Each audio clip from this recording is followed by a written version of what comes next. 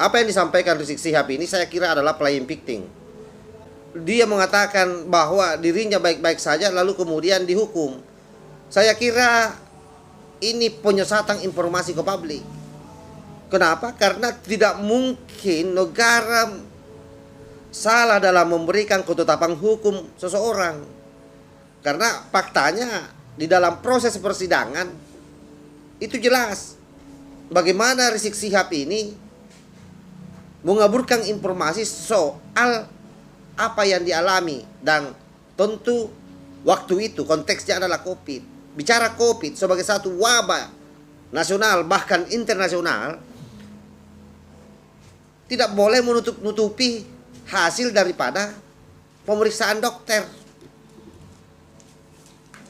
Karena apa? Itu bisa mengancam orang lain. Oleh karena itu, sekali lagi, ini playing victim ini.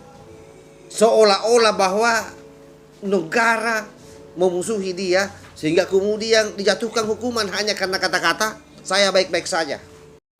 Yang waras tidak boleh mengalah terhadap mereka para pencoleng-pencoleng agama yang menjadikan agama sebagai alat politik.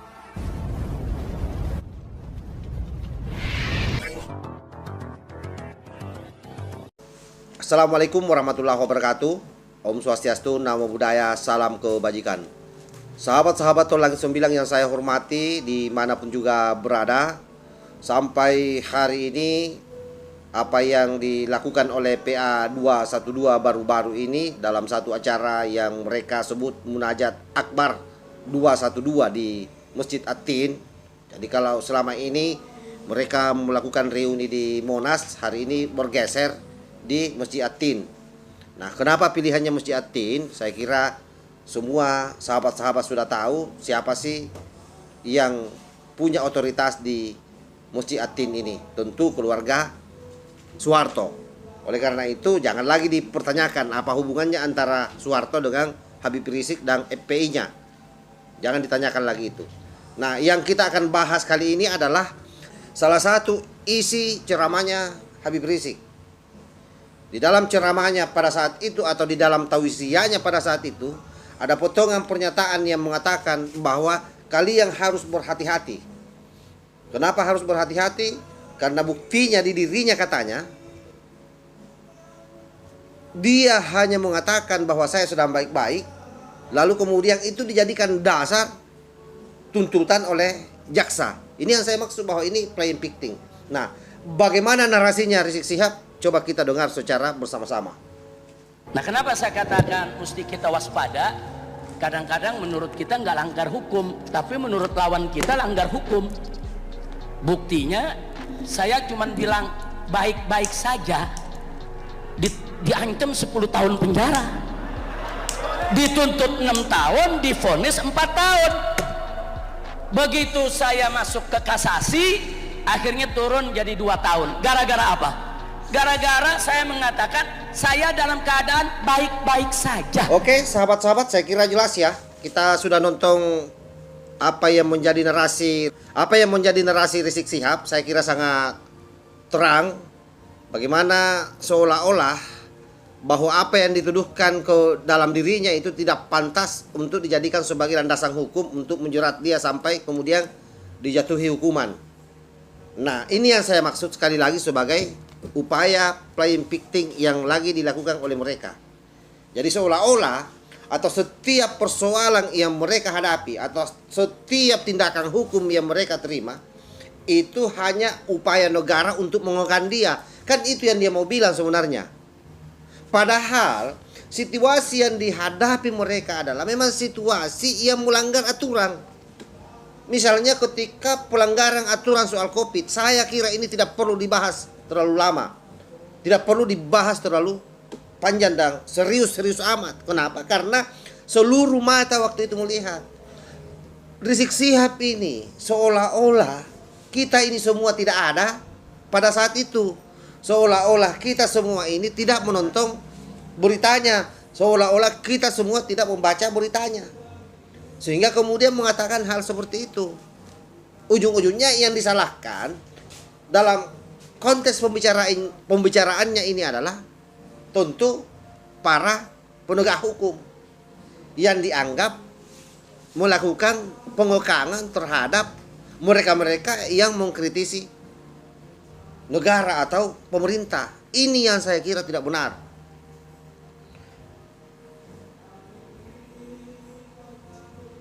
Nah, kalau hal-hal seperti ini dibiarkan terus-menerus, maka pasti yang akan terjadi adalah pelemahan terhadap negara kita atau pelemahan terhadap proses hukum yang terjadi selama ini. Dan ujung-ujungnya jamaahnya pasti akan berasumsi bahwa ternyata Habib Rizik ini dikriminalkan.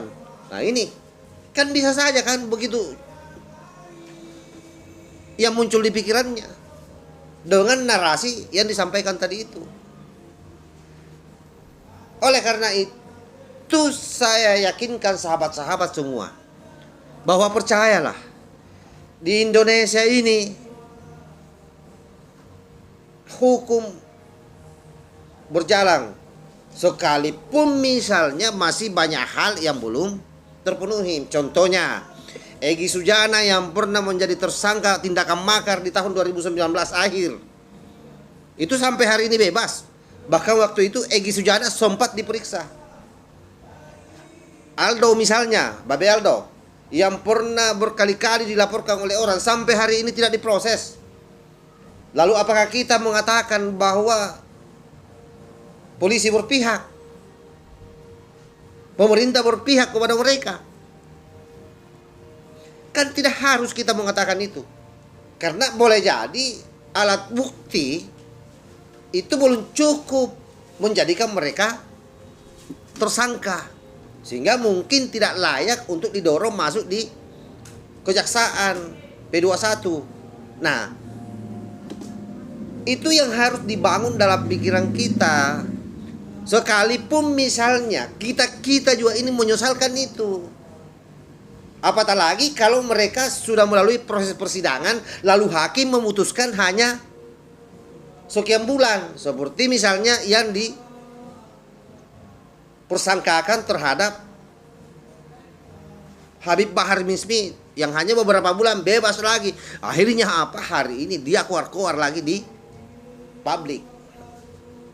Dan itulah yang membuat sebenarnya seolah-olah negara ini sengaja membuat rakyatnya berhadapan-hadapan satu sama lain. Ya, karena kita melihat itu kan tidak mungkin diam. Tidak mungkin kita diam. Apapun ocehan mereka, mau mereka mengatakan kita ini buzzer rupiah, mau mereka mengatakan kita ini antek politik, mereka mengatakan kita ini antek komunis, ataupun mengatakan kita ini anti-Islam dan seterusnya, terserah, urusannya itu.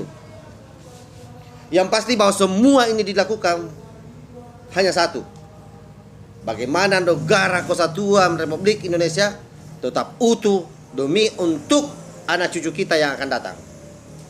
Wallahul muwaffiq ila aqwamit thoriq. Wassalamualaikum warahmatullahi wabarakatuh. NKRI harga mati. Salam Nusantara.